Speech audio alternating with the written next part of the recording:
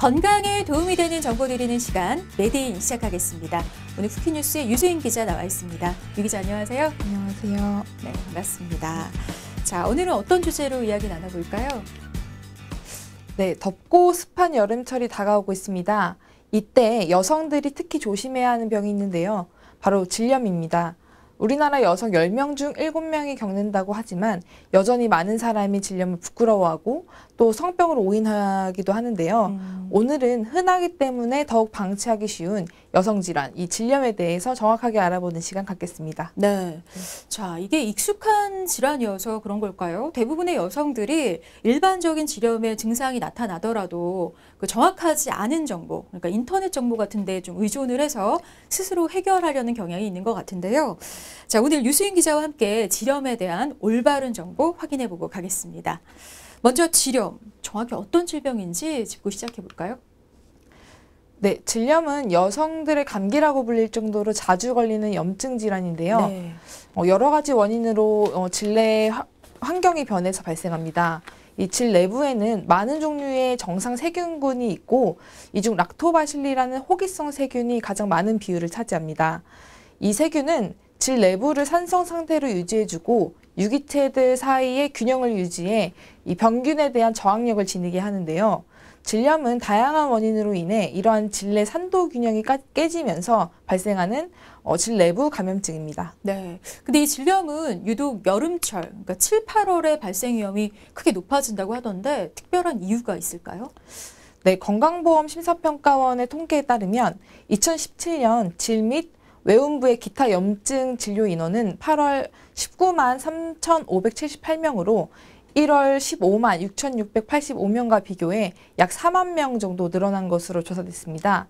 이는 여름철 동안 질염을 일으키는 원인균이 증식하기 쉬울 뿐만 아니라 휴가철이 맞물리면서 물놀이로 인한 감염 위험도가 크게 높아지기 때문으로 해석됩니다. 네, 그럼 요즘같이 이렇게 날이 더워질 때에는 각별히 좀 주의해야 할 질환이 아닐까 싶습니다. 자, 질염 조금 더 자세하게 이제 알아봐야 할 것 같은데요. 질염 종류에는 어떤 것들이 있을까요? 감염에 의한 질염은 원인에 따라 세균성 질염, 칸디다 질염, 트리코모나스 질염 등 종류가 다양합니다. 각각 다른 분비물 색깔, 냄새 여부, 가려움 여부, 기생충 감염 여부에 따라 치료가 달라져야 하기 때문에 제대로 된 치료를 위해서는 전문의를 찾아 제대로 된 진단을 받는 것이 중요합니다. 네, 그러니까 원인과 증상에 따라서 치료법이 좀 달라진다고 하니까 먼저 각각의 특징을 하나씩 살펴보는 게 좋을 것 같은데요. 네. 먼저 세균성 질염부터 알아볼까요? 네, 세균성 질염의 경우 질염의 약 40에서 50%를 차지하고요. 약 50%는 무증상으로 지내기도 합니다. 질에는 질을 산성으로 유지하는 락토바실러스라는 유산균이 살고 있는데요. 이 유산균이 사라지고 현기성 세균이 증식을 하면 세균성 질염에 걸리게 됩니다. 특징은 악취를 동반하고 상대적으로 현기성 세균의 농도가 증가하면서 발생합니다. 네. 그리고 또 많은 여성들에게 좀 흔하게 나타나는 게 바로 칸디다 질염이죠. 이 여성의 한 75%가 평생 한 번 정도는 경험한다고 하는데요. 칸디다 질염 어떤 특징 갖고 있을까요? 네, 칸디다균은 사람의 위장관 내에 기생하는 곰팡이균 무리 중 하나인데요. 이 정상균무리의 균형이 깨지거나 면역력 저하 등 몸에 문제가 있을 때 침입해 피부와 점막에 질병을 일으킵니다. 분비물이 흰색을 띠고 심한 가려움증과 불편감이 동반될 수 있습니다. 네. 또 이 여름철 무더위에 지나치게 몸에 달라붙는 옷차림도 칸디다균의 증식을 촉진할 수 있으며 당뇨나 피임약 복용 등이 영향을 줄 수도 있기 때문에 주의하셔야 합니다. 네, 그러니까 가장 좀 흔하게 나타나는 질염이니만큼 더욱 주의를 해야 할 것 같은데요. 칸디다 질염 같은 경우 보통 어떤 사람들에게 좀 자주 발생을 할까요? 이 칸디다 질염은 보통 스트레스가 많거나 면역력이 떨어졌을 때 잘 발생하는데요. 특히 임신부나 당뇨병 환자에서 발생하기 쉬워 이들은 더 각별한 주의가 필요합니다. 네. 자, 그럼 마지막으로 트리코모나스 질염에 대해서 좀 알아보겠습니다. 이건 어떤 질염인가요? 트리코모나스 질염은 트리코모나스라는 서양 배 모양의 편모충, 그러니까 이 기생충의 일종인데요. 거기에 감염돼 나타나는 질염입니다. 화농성의 악취가 나는 질 분비물과 회음부의 가려움증이 주요 증상이고요. 성관계를 통해 전염되기 때문에 이 여성뿐만 아니라 남성의 치료도 필요합니다. 네, 그러니까 트리코모나스 질염은 증상을 겪고 있는 여성이 치료를 받지 않고 방치할 경우에는 성 파트너에게 좀 감염시킬 수 있다는 거죠? 네, 그렇습니다. 이 질염은 전염력이 매우 강해서 증상이 경미한 상태에서도 성 파트너에게 감염될 확률이 매우 높습니다. 따라서 이 트리코모나스 균이 나온 경우 반드시 성 파트너도 같이 치료를 해야 하며 그렇지 않으면 다시 재감염될 수 있으니 유의하셔야 합니다. 네, 이 질염을 일으키는 균이 굉장히 다양하다는 걸 알 수가 있었는데요. 이 중에서 칸디다 질염과 세균성 질염은 재발이 상당히 좀 잦다고 하더라고요. 특별한 이유가 있을까요? 이 칸디다 질염은 면역 기능이 장기적으로 저하되어 있는 당뇨병이나 기타 면역 질환 환자들, 항생제를 장기적으로 복용하는 경우 유산균이 번식하기 어려운 환경이 돼서 잘 생깁니다. 그 세균성 질염 또한 유산균이 줄어들면서 유해항균이 번식하며 생기는 것이라고 말씀드렸죠. 두 경우 모두 이 면역력이 떨어져 유해균에 저항하는 능력이 부족하고 질내 약산성 환경으로 잘 지켜주는 유산균이 부족한 경우라고 볼 수 있습니다. 또 이 면역력이 떨어지면 유산균의 번식이 어려워지고 한번 줄어든 유산균이 자연적으로 다시 증식하는 것이 어렵기 때문에 질염에 반복적으로 잘 걸리게 되는 것입니다. 이것을 만성 질염이라고 부릅니다. 아, 그러니까 질염에 계속 재발이 되는 경우에는 만성 질염으로 발전을 하는 거군요. 네, 앞에 말씀드렸던 질염 증상들의 경우 일반적으로는 항생제 치료가 들어가고 이 항생제 치료가 들어가면 증상은 빠르게 소실돼 편안함을 주게 됩니다. 그런데 얼마 있지 않아 다시 가렵고 냄새나고 축축한 증상이 다시 발생합니다. 이 질내를 방어하는 정상균주가 항생제로 인해 질염 원인균과 함께 소멸해버린 것이죠. 면역 체계가 깨져버린 것인데요. 이렇게 질염이 걸리고 항생제 치료가 반복이 되면 질염은 만성화되고 이것을 이제 만성 질염이라고 부르게 되는 겁니다. 그렇군요. 그러니까 질염이 생겼을 때는 적절히 치료를 잘 받고 또 재발을 방지해서 만성화되는 것을 막는 게 무엇보다 중요하겠다라는 생각이 듭니다. 자, 근데 이 질염을 적절한 시기에 치료하지 않고 이제 방치할 경우 어떻게 되는 건가요? 질염의 원인균에 따라 자궁경부염, 자궁내막염, 골반염 등의 원인이 되기도 합니다. 이 자궁경부염은 자궁경부까지 헐고 자극까지 받게 돼 이 내막까지 전이시키기도 하고 농성 분비물이 증가가 됩니다. 착상에 일어나는 이 자궁내막에 생기는 염증인 자궁내막염은 임신과 착상에 영향을 미치게 되고요. 골반염은 난관수종, 난관폐쇄, 골반 장기 유착 등 직접적인 불임에 영향을 미치게 됩니다. 질염은 종종 방광염을 동반하기도 하는데 그 경우에는 소변을 자주 보는 빈뇨, 배뇨통, 오줌 소태, 혈뇨가 나타날 수 있습니다. 컨디션이 좋지 않고 면역력이 저하된 상황에서 두 가지 질환이 함께 오는 경우가 상당히 많습니다. 네, 자, 이 치료를 잘 받지 않을 경우에는 자궁에까지 영향을 미쳐서 뭐 골반염, 자궁경부염 그리고 뭐 불임까지 이어질 수 있다고 하니까 증상이 조금이라도 있다면 빨리 치료를 받는 게 중요할 것 같습니다. 자, 이제 치료법을 좀 알아봐야 할 것 같은데요. 질병의 원인과 종류에 따라서 치료법도 좀 다 다를 것 같아요. 어떨까요? 네, 세균성 질염은 원인 세균에 따라서 항생제로 치료할 수 있습니다. 경우에 따라 자궁이나 난관 쪽으로 염증이 진행될 수 있기 때문에 조기 치료가 중요합니다. 칸디다 질염은 항진균제로 치료가 되며 질정이나 연고 등과 같이 국소 치료로도 가려움증을 조절할 수 있습니다.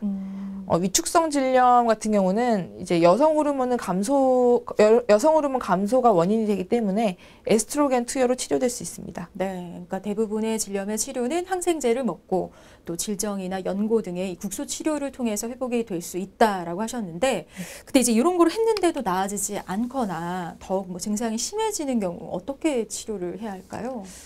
네, 질강 처치를 받게 되는 경우도 있는데요. 이 질강 처치는 질염 환자들에게는 기본적으로 시행되는 소독 치료입니다. 하지만 현행 제도에서는 질염 치료 기간 중 1회만 급여로 인정이 되고요. 그 외의 치료는 진찰료에 포함이 됩니다. 이 말은 즉슨 비급여 청구를 할 수 없다는 얘기입니다. 그렇군요. 네. 근데 질염 근데 재발이 잦기 때문에 그 질강 처치가 1회 이상 좀 필요한 경우도 있지 않을까요?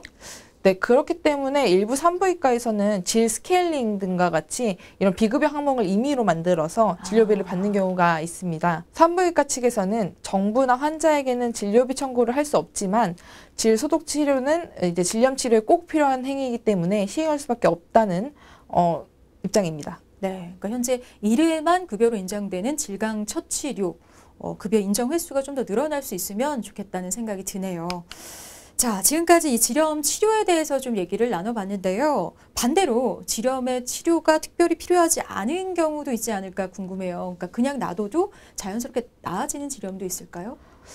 가벼운 정도의 질염은 항생제 없이 스스로 낫도록 돕는 것도 중요합니다. 물론 이제 이 가벼운 질염인지 치료가 필요한 질염인지는 자가로 판단하는 것이 아니라 진료를 받으셔야 하는데요. 이 분비물이 조금이라도 나올 때마다 항생제를 복용하게 되면 이 또한 질내 상재균이 손상을 일으켜 질내 면역력을 악화할 수 있게 됩니다. 그렇군요. 자, 그러면은 질염의 치료 기간은 어느 정도나 걸릴까요? 네, 치료 기간은 보통 3개월 정도고요. 생리 3주기 정도의 치료 기간이 필요합니다. 일반적인 경과는 불편감이 1개월 후에는 40에서 50% 정도로 감소될 정도로 증상이 호전되는데 걸리는 시간은 그렇게 길지 않지만 만성화된 이 질내 면역력이 회복되는 시간은 최소 3에서 6개월 정도 걸리게 됩니다. 또 증상은 생리 주기에 따라 호전과 악화가 반복될 수 있으며 만약 이 증상 호전도가 느리고 계속 재발될 때에는 항생제 치료가 필요한 다른 감염증인지도 감별이 필요합니다. 네. 자, 이 질염은 적절한 치료만 받는다면 짧은 기간 안에 증상이 많이 호전될 수 있는 만큼 이 치료를 미루지 않는 게 굉장히 중요할 것 같은데요. 하지만 이 질염 치료를 좀 망설이게 만드는 이유 중에 하나는 이 질염에 대한 잘못된 편견이나 인식 때문이 아닐까 싶어요. 특히 이 질염이 성병이라고 생각하는 어떤 그런 편견 때문에, 오해 때문에 증상이 있어도 치료를 받으러 안 가는 경우가 많은 것 같더라고요. 예, 근데 질염이 성병이 아닌가 생각하시는 분들도 계신데 실제로 질염을 일으키는 균은 아주 다양하고 또 성병균이 아닌 일반적인 단순한 균에 의한 경우가 훨씬 많습니다. 물론 성병을 일으키는 특정 균이 있는 것도 사실이지만 이 균 검사 시 나오는 균의 종류에 따라 성매개균인지 아닌지를 확인할 수 있습니다. 그 종류에는 트리코모나스, HPV, 헤르페스, 임질, 매독 등이 있습니다. 따라서 질염 증상이 있으면 검사를 받고 그에 따른 적절한 치료를 하시면 됩니다. 물론 성병균에 의한 질염이라면 배우자와 함께 치료해야 합니다. 네, 자, 모든 질염이 성관계를 통해 감염되는 게 아니고 이 질내의 어떤 면역력에 영향을 받는다는 거 기억해 두시면 좋을 것 같습니다. 자, 마지막으로 이 질염을 예방하기 위한 어떤 좋은 생활 습관 있으면 알려주시죠. 먼저 하복부를 꽉 조이는 스키니진이나 압박 스타킹의 경우 혈액순환을 방해하고 통풍이 잘 이루어지지 않기 때문에 편안한 옷을 입는 것을 권장드립니다. 네. 또 많은 여성들이 여성용 위생패드를 착용하는 경우가 많은데 착용 시에는 수시로 교체해 이 분비물이나 땀에 젖어 있는 여성용 위생패드에 노출되는 시간을 줄이는 것이 좋습니다. 또 질내부를 너무 자주 세척하는 것도 질염 예방에 좋지 않은데요. 이는 잦은 세척의 질내부를 알칼리화시켜서 정상적인 질내 세균 분포의 균형을 깨트리기 때문입니다. 따라서 질염을 예방하기 위해서 하루에 한 번씩 샤워를 할 때 일반 비누는 가급적 사용하지 않고 약산성의 순환 제품으로 질내부가 아닌 그런 외음부 부분만 깨끗이 씻고 잘 건조시켜 주시면 질염을 예방하는 데 도움이 될 것 같습니다. 네. 자, 이 질염은 각각 증상에 맞는 치료를 제대로 해야 재발이나 만성화되는 것을 막을 수 있다고 합니다. 제대로 된 치료와 함께 올바른 생활 습관도 꼭 필요하다는 점 기억해 두시기 바라고요. 오늘 메디인은 여기까지입니다. 유수인 기자 고맙습니다. 감사합니다.